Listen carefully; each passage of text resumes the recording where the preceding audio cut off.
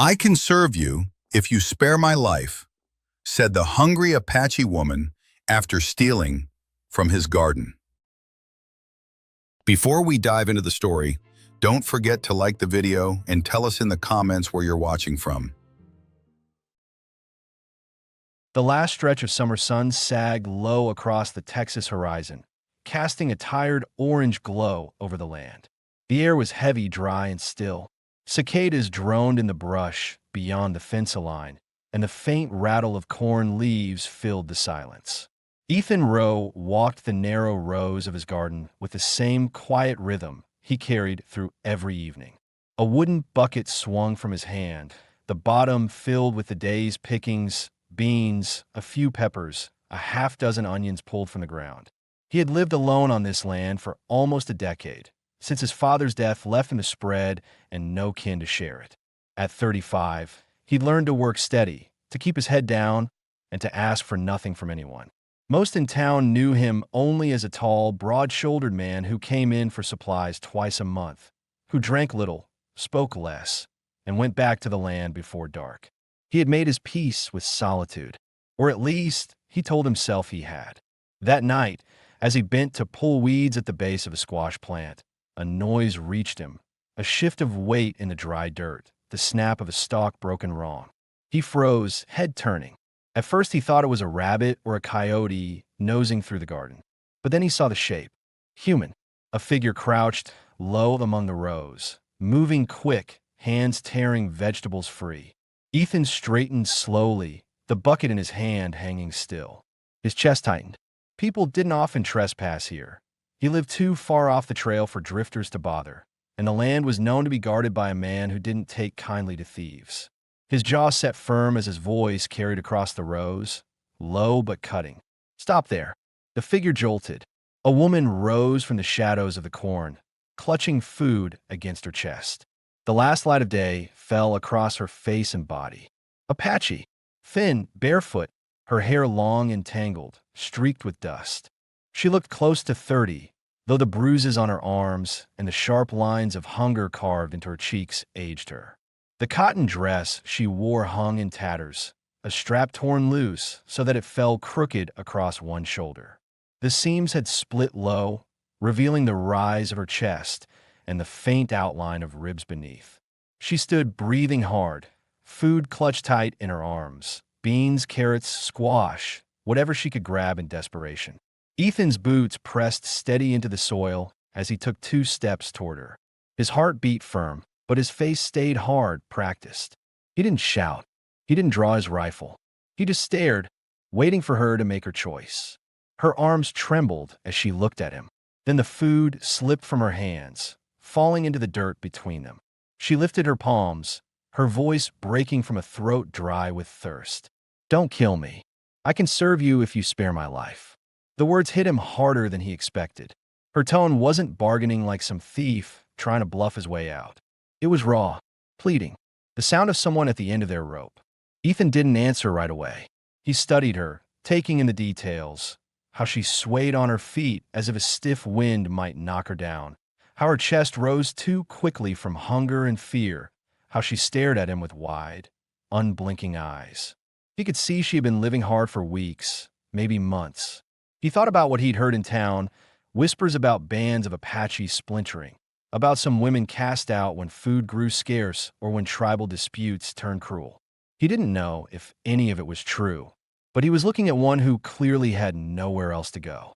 Naya, that was her name, though he didn't know it yet, felt her throat burn as she stood there, arms raised, waiting. She had been hiding in brush for 2 days, following the scent of water and food until she found this garden. The rancher's land had been her only hope, though she knew the risk of being caught. Her tribe had turned their backs on her, and the settlements nearby would rather hang her than feed her. She had told herself she would take only enough to keep her legs moving. But when the man's voice came, steady and commanding, her body gave way to panic. Ethan weighed his options. He could run her off. He could send her back to the brush, where hunger would finish what exile had started. That would be the simple thing, the safe thing. But as he looked at her, her shoulders hunched, her eyes wet but defiant, He felt the weight of his own years pressing on him. He thought of all the nights he'd eaten alone at his table, the mornings when silence filled the cabin until it felt like another presence pressing on his chest. She wasn't just desperate. She was alone. His jaw tightened. He shifted the bucket in his hand and nodded once, his tone quiet but firm. "Drop what's left. Come inside." For a moment, she didn't move, her eyes searching his face for a trick. But his expression didn't change. Slowly, she bent, letting the last squash tumble to the ground. Then, barefoot and shaking, she followed him across the yard. Every step carried fear. Fear of what he might do once the cabin door closed. Fear of what she had just offered in exchange for her life. Ethan didn't look back at her. He didn't speak again. His mind turned steady, the way it always did when he made a choice. He would let her in, give her food, see what she did with it. Nothing more. Not yet. But deep in his chest, a thought he didn't want to name began to stir. That maybe this moment was the first thing in a long time that felt like more than just survival. Behind them, the garden lay quiet, vegetables scattered where her hands had dropped them, the earth holding the trace of a decision that neither of them could take back. The cabin door creaked as Ethan pushed it open, the hinges stiff from years of use and little oiling. The dim light inside came from a single oil lamp set on the table and the faint glow of embers in the fireplace. Naya stepped across the threshold behind him, her bare feet brushing against rough floorboards, her body tight with caution. Her eyes flicked across the small space, taking in the details that revealed the man's life. A bed against the far wall with a wool blanket folded at its end, shelves lined with jars of beans and flour sacks stacked near the corner, a rifle propped within easy reach by the door, boots left under the chair near the fire. Everything was neat, plain, and worn. Her heart pounded. Every sound, the thump of his boots on the floor, the scrape of the chair he pulled back, the hollow click as he set his bucket down, made her flinch. She had entered cabins before, but always under duress, and always with the weight of knowing she was an unwelcome intruder. Here, she was both intruder and guest, and the conflict of it burned in her chest. Ethan didn't speak at first. He set a tin plate on the table, scooped beans from the pot resting near the fire, and tore a hunk of bread from a loaf left cooling on the shelf. He placed them in front of her. His movements were calm, practiced without hesitation, but he kept his distance, leaning back against the table, arms folded. His face was steady, unreadable. He was watching, not in judgment but in measure. Naya stood a moment longer, unsure if it was truly hers to take. Her body screamed for the food, her stomach tightening with cramps from hunger, but her pride slowed her hand. She looked at him, searching for the cruelty she had come to expect in men. Finding none, she lowered herself onto the chair, picked up the bread with trembling fingers, and began to eat. She ate fast at first, tearing into the beans and bread as if they might vanish if she slowed. Ethan noticed how she kept glancing up between bites, as though afraid he would change his mind and take the plate away. He didn't. He let her eat until her hands shook less and her breathing steadied. He remembered nights after long cattle drives when hunger had been sharp enough to hurt, and though his table had rarely been this quiet, he recognized the sound of a body coming back from the edge. While she ate, he thought about what he had seen in the garden. The bruises on her arms, the raw patches on her feet, the dress hanging in tatters that showed more of her body than she likely intended. It was not the kind of dress a woman chose. It was what was left when there were no choices. His eyes caught, for a moment, on the neckline where the fabric had split. He forced them away. That wasn't why he had brought her inside. Naya noticed his restraint. She had expected hands to reach for her words of offering herself to be taken literally and without delay. Instead, he remained across the table, silent, his expression steady. That unsettled her more than cruelty would have. Men who wanted something were predictable. Men who didn't show what they wanted left her unsure of where she stood. After the plate was nearly empty, she pushed it back a little, her breathing slowing. She whispered, "Thank you." Her voice was low, cracked, but steady enough to hold. Ethan nodded once, the gesture small but genuine. He poured her water from a tin cup and set it before her. She drank, wiping her mouth with the back of her hand. Silence hung heavy in the cabin, but not empty. It was the kind of silence that asked questions without words. Who was she? Why was she here?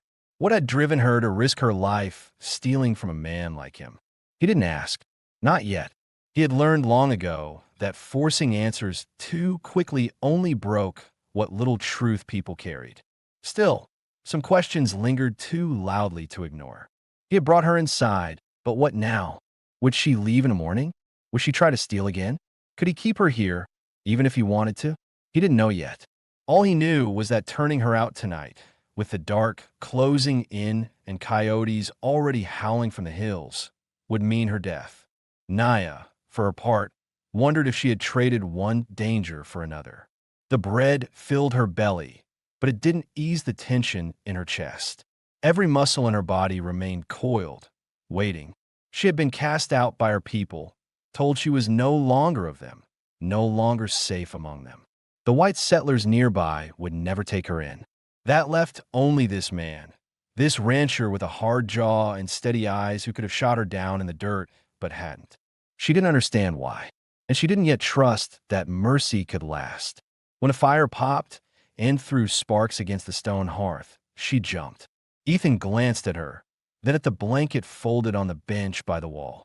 He picked it up, carried it over, and set it on the floor near the fire. "You can sleep there," he said. His voice was even, firm but not unkind. Naya looked from the blanket to the man. His tone told her it wasn't a question. It was an offer, the only kind of offer a man like him would make. She nodded once and lowered herself onto the blanket, pulling it around her shoulders. The warmth of the fire seeped into her skin, and for the first time in weeks, her body began to loosen. Ethan returned to his chair, sitting with his hands folded over his knees, staring into the flames. He thought of how strange it was to have another person in the cabin. The air felt different, less hollow. He wouldn't admit it out loud, not even to himself, but it felt almost like a relief. Neither spoke again. The night passed in silence, two strangers under the same roof, neither certain of what tomorrow would bring, but both too tired to fight against the fragile chance that had brought them together. Morning light seeped pale through the small cabin window, cutting a narrow line across the wooden floor. Ethan stirred first, as he always did, his body trained by years of routine. The fire had burned down to ashes, and the room carried the chill of dawn. He rose from his chair, stretching his shoulders, then glanced toward the hearth. Naya was curled on the blanket he had given her, her knees drawn up tight, her dark hair spilling across her face. For a moment he wondered if she had slept at all, or only pretended, afraid to close her eyes under another man's roof. She stirred when he moved, her eyes snapping open quick and sharp. Fear lived in them before she even knew she was safe. That look struck him harder than he expected. It was the look of someone who had lived too long on the edge of danger. "I'll fetch water," Ethan said, his voice low. He pulled on his boots, took the pail, and stepped outside. The air bit cool, the horizon still touched with the faint glow of dawn. As he walked the short trail to the well, his mind circled the questions he hadn't asked the night before. Who had cast her out? Why? Was there danger that would follow her here? He had always kept his ranch away from trouble, away from other men's quarrels. Bringing her inside was already a risk. Still, he hadn't been able to turn her out. Inside, Naya sat up, pulling the blanket tight around her shoulders. The cabin smelled of smoke and earth, and for the first time in weeks, her stomach didn't ache from hunger. Yet her nerves were raw. She studied the small space again, the bed, the rifle, the shelves with jars and sacks. Everything belonged to him, nothing to her. The thought left her chest heavy. But then her eyes landed on the plate he had given her the night before, still resting on the table with crumbs of bread left behind, and a small flicker of warmth cut through the fear. When Ethan returned, he set the pail on the table and ladled water into 2 cups. He placed one near her without a word and began preparing breakfast. More beans, a pan of eggs cracked into the skillet over fresh kindling. His movements were practiced, steady. He didn't look at her much, but he didn't ignore her either. The silence felt different than the night before, less threatening, more like a test to see if she would stay, if she would settle into the rhythm of his space. Naya watched his every motion, unsure what he expected. In her tribe, survival had meant moving together, fetching water, grinding maize, sewing hides. Here, she sat idle while he worked, and the unease gnawed at her. She stood slowly, setting the blanket aside, and reached for the broom, leaning against the wall. Without asking, she began to sweep, her movements quiet but deliberate. Ethan noticed, pausing only a moment before turning back to the skillet. He didn't stop her. He let her work. By the time he set food on the table, the cabin floor was free of dust and stray ash. He motioned for her to sit, and they ate in silence. She ate slower this time, the panic of starvation less sharp. Her eyes lifted to his once, and though she quickly looked down again, the glance carried something new. Caution, yes, but also the beginning of trust. After breakfast, Ethan stepped out to tend the animals. Naya followed without being told, her bare feet pressing into the cold dirt, her dress brushing against her legs. He led the mule from its pen, checked the water trough, and began stacking hay. She watched for a time, then stepped forward, lifting a smaller bundle to carry to the shed. Ethan's brow furrowed, but he said nothing. He let her move beside him, each task silent but shared. Questions lingered in the air, where she had come from, whether anyone might come searching for her, what it would mean if she stayed. The kind of questions a man might ask on the first day, yet Ethan held them back. He understood the weight of silence. Some things revealed themselves only when people had the space to breathe. That night, as they returned to the cabin, Naya's hands were red from carrying wood, her dress streaked with dirt. She settled near the fire with the blanket again, but when Ethan sat down across from her, the silence between them no longer felt like a wall. It was something closer to an understanding. Two people who had not chosen to be together, but were slowly finding that the work of surviving was easier when shared. Ethan studied the flames, his jaw set, his thoughts heavy with the risk he had taken. Naya studied him in turn, her chest tightening with a mix of fear and gratitude she didn't yet know how to voice. She thought of the words she had spoken in desperation the night before. "I can serve you if you spare my life," and how he had not demanded her body in payment, not once. That restraint unsettled her more than hunger had, but also made her want, for the first time in months, to believe she might not have to keep running. Outside, the night stretched quiet over the ranch, coyotes calling faint in the distance. Inside, the two strangers sat in silence that was no longer empty. It was the beginning of something neither of them could name yet, but both of them felt. The days began to settle into a rhythm, though neither of them spoke much of it. At first light, Ethan rose, pulled on his boots, and moved through the motions of chores he had carried out alone for years. Now, when he stepped outside, he found Naya already there, her hair damp with morning dew, her dress still frayed but cleaner from the water she had drawn at the well. She had begun taking on tasks without waiting for him to ask, sweeping the porch, hauling smaller buckets of water, picking what few vegetables were left in the garden. It wasn't just to prove herself useful. For her, the work was a way to quiet the fear that still lingered each time she thought he might tell her to leave. Ethan noticed.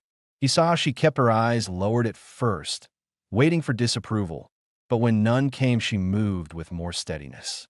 He didn't stop her, didn't tell her what to do, didn't act as if she were a burden.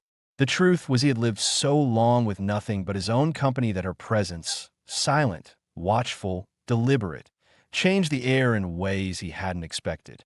At night, when he sat by the fire and she rested across the room, he caught himself listening to the sound of her breathing. It was strange, but not unwelcome. On the fourth evening of her stay, as the fire crackled and the smell of beans drifted through the cabin, something shifted. Ethan was at the table, cutting a small loaf of bread.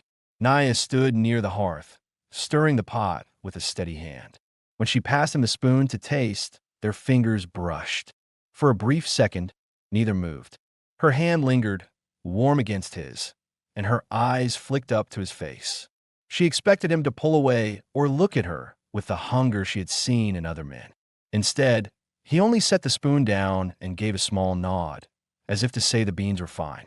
That restraint unsettled her more than if he had reached for her. She wrapped her arms around herself, sitting down slowly across from him. She wanted to ask why he hadn't taken what she had offered the night in the garden, why he treated her as if she was simply another person at his table. But the words never left her mouth. She feared breaking whatever fragile balance they had built. Ethan, too, felt the weight of the moment.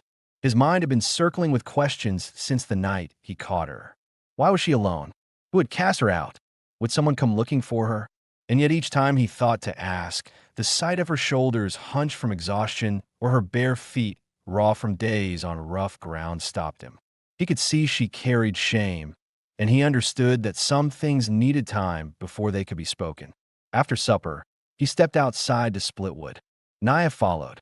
He handed her a smaller bundle to carry to the stack by the cabin wall. She lifted it awkwardly, but didn't complain. As she bent to set it down, her dress shifted, slipping further at the neckline, revealing more than she meant. She straightened quickly, pulling it back up, her face tight with embarrassment. Ethan had noticed, of course, but he turned back to his work, his axe striking steady into the log. He said nothing, gave no sign, and in that silence Naya felt a kind of relief she hadn't expected. Later, as night deepened, the two of them sat by the fire. Ethan leaned back in his chair, the glow casting shadows across his face. Naya pulled the blanket around her shoulders, her eyes fixed on the flames. The silence stretched, but it was different now. Less a wall, more a quiet they shared. She spoke first, her voice barely above a whisper. "My name is Naya." Ethan looked at her. He nodded once. "Ethan." The exchange was simple, but it carried the weight of something larger. It was the first crack in the distance between them. That night, as she lay on the blanket near the fire, Naya felt a strange calm. She still carried fear, still wondered if he might send her away. But for the first time since she had been cast out, she didn't feel like she was drifting alone. Ethan, sitting in the chair by the window, kept watch a little longer before sleep. He told himself it was out of habit, but deep down he knew it was because he felt a responsibility he hadn't asked for yet couldn't turn aside. Neither of them spoke it, but the thought weighed in both of their minds. If this uneasy coexistence held, if trust continued to grow, the cabin might no longer belong to one lonely man, but to two people who had nothing left but the chance to stay. The days cooled as September wore on, the air carrying the edge of autumn. The garden had thinned, most of its bounty either eaten or jarred away, and the evenings stretched longer with the light fading faster. Ethan rose early each day, as he always had, but now Naya rose with him. She carried water from the well without being asked, swept the floor, and gathered wood for the fire. It was no longer simply about earning her place. It was about proving to herself that she belonged, that she could stand on her own 2 feet and not be cast aside again. Ethan watched her from a distance, as much as he worked beside her. He saw the careful way she stitched patches into her torn dress using scraps from old feed sacks, her fingers clumsy but determined. He noticed how she flinched less when he moved too quickly, how she lingered a moment longer at the table before retreating to her blanket at night. Each small change told him that fear was loosening its grip, though he knew it hadn't left her entirely. It was one late afternoon, while hauling a gate post out to the corral, that the fragile quiet shifted. Ethan lifted the post wrong, the weight sliding suddenly, tearing into the scar tissue along his upper arm. He cursed under his breath, dropping the post, blood already seeping through the sleeve of his shirt. He tried to hide the pain, pulling the fabric tight, but Naya had seen it. She crossed the yard fast, her bare feet pressing hard into the dirt. "Let me see," she said, her voice firmer than he had heard it before. Ethan shook his head. "It's nothing." But when he tried to move past her, she stepped in front, her eyes steady. "You fed me. You let me stay. Let me do this." Reluctantly, he relented, letting her guide him inside. She pulled a basin of water from the shelf, boiled it on the stove, and tore a strip from the bottom of her dress to make a bandage. The fabric gave way with a rip that exposed more of her leg and hip, but she didn't falter. She dipped the cloth in the steaming water and pressed it to the wound. Ethan winced, his jaw clenching, but he stayed still. Her hand shook at first, but steadied as she cleaned and wrapped the gash. As she worked, he studied her face, the faint lines of exhaustion, the bruise fading along her cheek, the concentration in her dark eyes. She hadn't spoken much of her past, but in that moment, he saw the weight of it etched into her. She knew what it was to tend wounds, to patch torn flesh with what little she had, to keep someone alive when the world gave them no mercy. When she finished, she tied the cloth firm, her fingers brushing against the roughness of his arm. She looked up at him, waiting. He nodded once. "You did fine." For a moment, silence filled the cabin, heavy but not tense. Naya pulled back, folding what was left of the torn fabric, suddenly aware of how much of her body the ruined dress now revealed. She expected his eyes to linger, to turn greedy. But Ethan only reached for his chair, lowering himself slowly, his expression steady, his restraint cut deeper than anything else could have. That night, after supper, Naya stayed closer to the fire, her thoughts circling. She thought of how she had begged for her life that first night, offering herself as the only thing she had a bargain with. Yet weeks had passed, and not once had he taken advantage of it. He saw her, she realized, not just her body, not just her desperation, but her. The realization left her chest tight, her stomach restless in a way hunger never had. Ethan, sitting across from her, felt the weight of his own thoughts. He had sworn to keep his life simple, to let no one close enough to change it. But as he looked at the woman sitting wrapped in his blanket, her face soft in the firelight, he knew that promise had already begun to crack.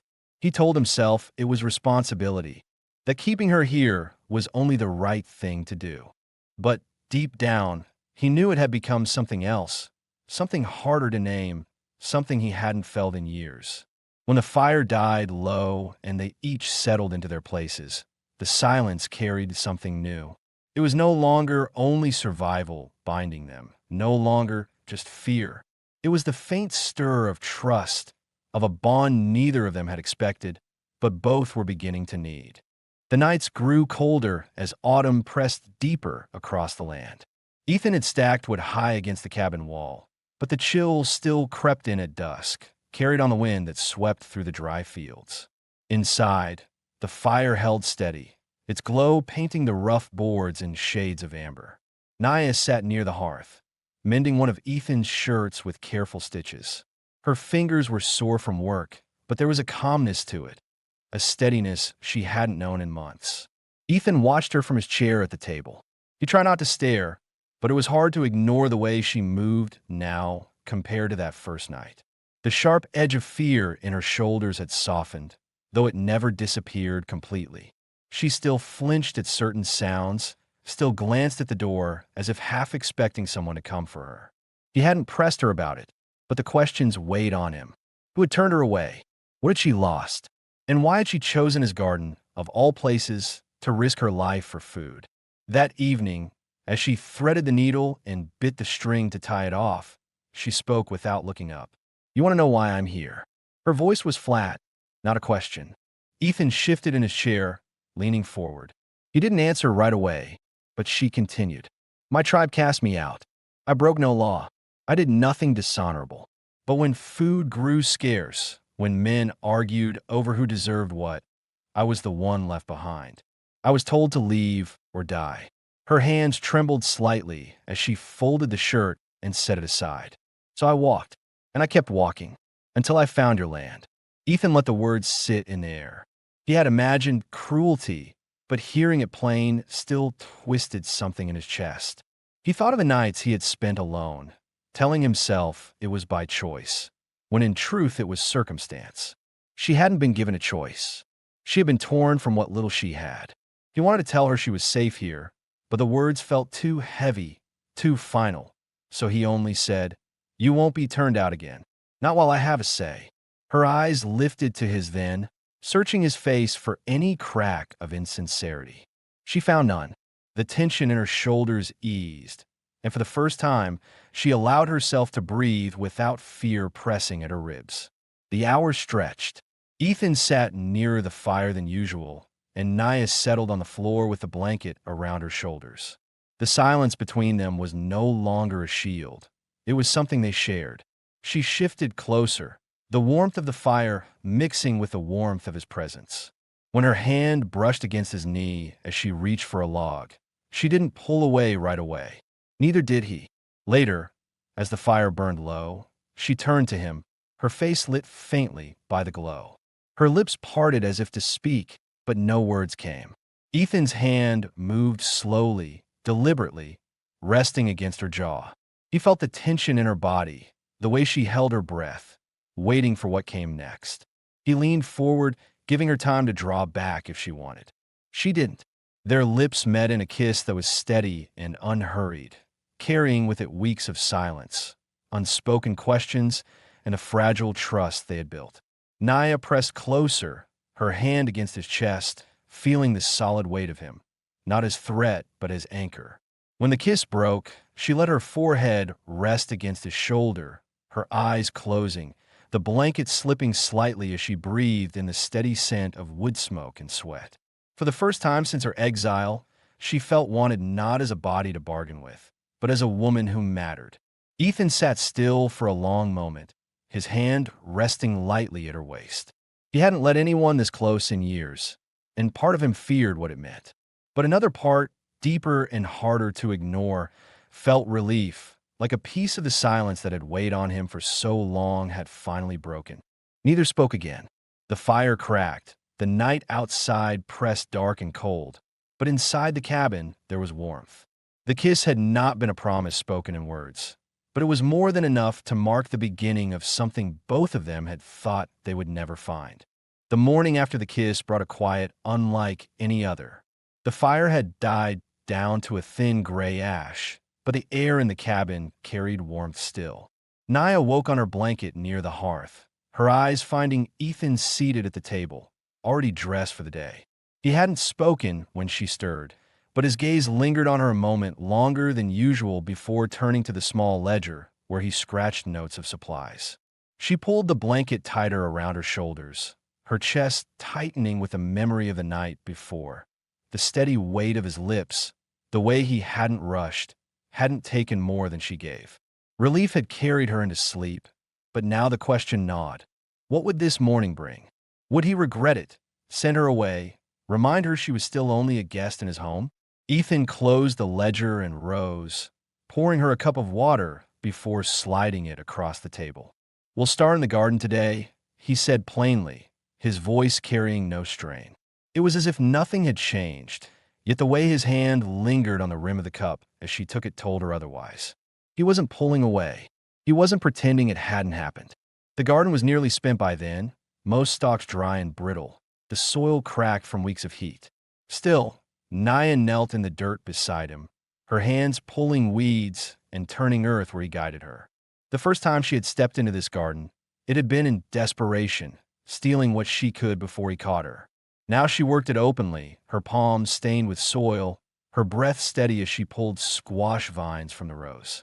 Ethan set seed aside for next year, careful with each kernel, as she noticed the reverence he carried for the land. It struck her how different he was from the men she had known. His strength came not from force, but from patience. As they worked, Ethan found himself speaking more than he had in weeks. He explained how he chose which stalks to cut, how to check for rot, how to stack the beans for drying.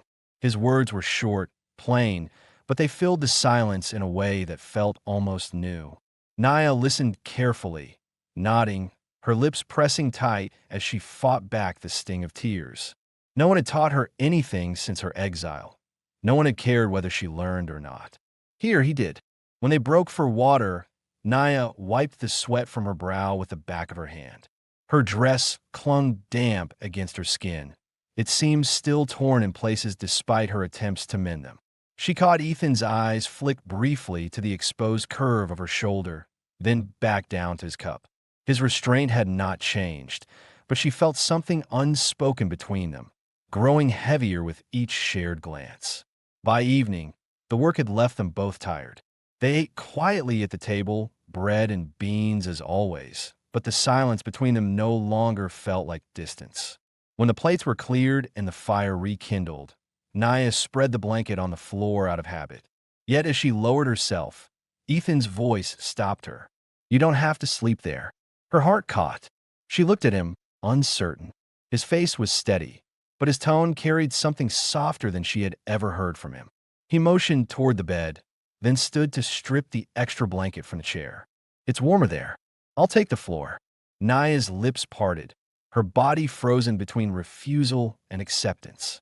Every instinct told her to question it, to doubt his intent. Yet when she met his eyes, she saw only sincerity. Slowly, she shook her head. No, I'll share, if you want. The words surprised even her, but once spoken, they couldn't be taken back. Ethan's jaw tightened, not in anger, but in a measure of control. He nodded once, setting the blanket back down. She climbed into the bed carefully, the wool rough against her skin, and lay tense at the edge. A moment later, the mattress dipped under his weight. He lay still, leaving space between them, his hands folded over his chest. Minutes passed in silence, broken only by the crack of the fire. Naya's breathing slowed, but she couldn't sleep. Finally, she rolled slightly, her shoulder brushing his arm. He didn't move away. Her head found its place against his chest, and his arm shifted, wrapping around her waist in a gesture that was firm but careful, protective rather than demanding. In the stillness, both of them felt the truth settle. This was no longer about survival alone. It was about belonging. For Naya, it was the first time in months she hadn't felt like a woman on borrowed ground.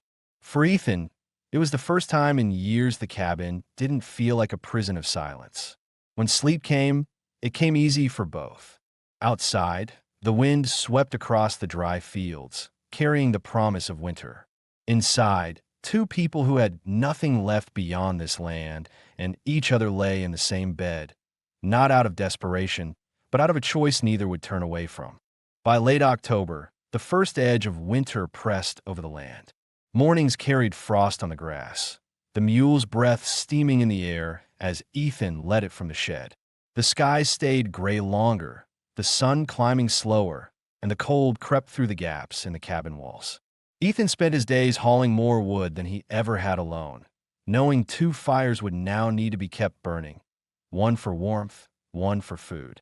Naya stayed at his side through most of it, her hands raw from carrying logs, her body sore but determined. She had begun to sew pieces of old wool into a cloak, patching it together with thread pulled from sackcloth. Her fingers bled at the tips, but she worked through the pain. Ethan noticed the marks on her hands one evening when she pushed the bowl of beans toward him. He reached out, took her hand without asking, and turned it palm up. The skin was cracked and dotted with pinpricks of red. His thumb brushed over the roughness, his voice low. You've done enough today. Naya tensed at the touch, instinct flashing to pull away, but she didn't. His hand was warm, steady, not demanding. For weeks, she had waited for him to claim her body as payment, but instead he claimed her labor, her effort, her presence. It was a kind of intimacy she hadn't known before, and it made her chest ache with something sharper than fear. Later, when they lay in bed, she turned toward him in the dark. You didn't have to keep me here, she said quietly. You could have turned me out after that first night. Maybe you should have. Ethan shifted, his eyes on the low-ceiling beams above them. I've lived alone a long time, he said. Long enough to know it doesn't mean living. You needed a place. I had one. His voice was simple, but each word carried weight. He didn't tell her that he had begun to need her here, that the sound of her breath in the cabin and the sight of her bent over the garden had filled something hollow in him he had tried to bury for years. Naya pressed closer, her hand resting lightly against his chest. I want to stay, she whispered. Not because I have nowhere else. Because I choose it. The words came slow, heavy with meaning. She had been cast out once, stripped of choice and belonging. Here, she wanted to make her own choice. Ethan's hand slid to her back, holding her steady. He didn't answer with promises or declarations, but with the weight of his arm around her and the way his breath slowed against her hair. For him, actions carried more truth than words ever could. The next morning, Naya moved through the cabin with a different steadiness. She swept, tended the fire, set beans to soak, and when Ethan came in from the cold, She looked at him not with hesitation, but with certainty. She belonged here now. She wasn't waiting for him to change his mind, wasn't living as a guest in fear of dismissal. She was part of this place, and he treated her as such. That evening, while they stacked the last of the wood together, a wind cut sharp across the fields. Ethan adjusted the pile, leaning on the axe handle, his breath clouding. He glanced at Naya, her cloak flapping around her legs, her hair tangled with straw from the bales. "Winter's coming hard," he said. She nodded, lifting a smaller log into place. "Then we'll face it." The word we settled deep into him. For the first time in his life, Ethan Rowe realized he wouldn't meet the cold season alone. The cabin, once silent and hollow, now carried two lives within its walls, and neither intended to leave. That night, when she curled against him under the blankets, Naya let her body relax fully, without fear of being taken or cast aside. And for Ethan, holding her close, the silence finally felt like peace. The winter came and went with a harshness that might have broken two people less determined. There were nights when the wind rattled the shutters so fiercely it sounded like fists against the wood, mornings when the frost lay thick on the inside of the window panes, and days when the mule's trough froze solid and had to be broken open with an axe. But they endured. Ethan kept the fires burning and the cabin sealed, and Naya kept food hot on the stove, her hands working without pause even when her skin cracked from the cold. More than once, she wrapped her cloak around him when his coughing worsened, her brow furrowed with worry, and more than once he caught her shoulders when her strength faltered, steadying her as if it were the most natural thing in the world. By the time the thaw came, the bond between them was no longer uncertain. It was lived into every day. Naya no longer waited for dismissal or measured her movements out of fear. She had taken ownership of the cabin and the land, as if it were hers by right, and Ethan allowed it without hesitation. He found himself listening for her voice in the mornings, watching the way she walked the yard, the way she bent to scatter seed for the chickens, the way she kept her hair tied back with scraps of leather but left strands loose around her face. She had brought life to a place he had let fall into silence. When the soil finally loosened enough for planting, Ethan took her to the garden. The ground was dark, damp with melt, the last of the frost retreating into shaded corners. Together they knelt, hands side by side in the dirt. He showed her how to press beans into the soil at the right depth, how to space the rows so the plants would climb steady on stakes. She listened carefully, repeating his motions until her palms were streaked with mud. It was here that she stopped, sitting back on her heels, her eyes tracing the rows that only months ago she had stolen from.